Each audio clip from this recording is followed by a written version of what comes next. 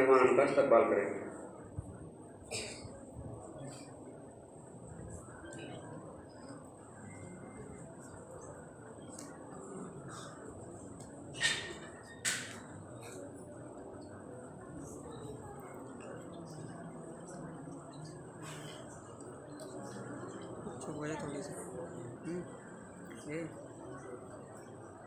تھوڑی سی کچھ ہو جائے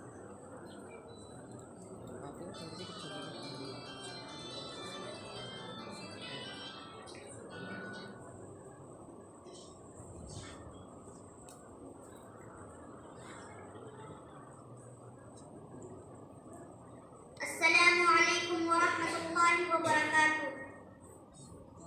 میرے گلشن کی کلیوں نے یہ کیسے گیت گائے ہیں، مبارک باد دینے کو چمن سے پھول آئے ہیں، سبھی نے یک زباں ہو کر ترانے گنگنائے ہیں۔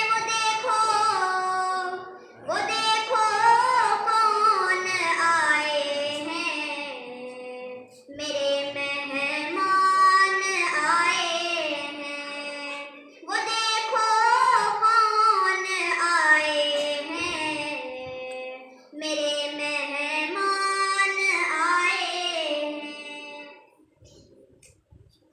مدرسہ فیض ناصر میں یہ کیسا خوشنما منظر معطر ہو رہا ہے کیوں یہاں کا خوشنما منظر، سبھی کے لب پہ نغمے ہیں، ترانے سب نے گائے ہیں۔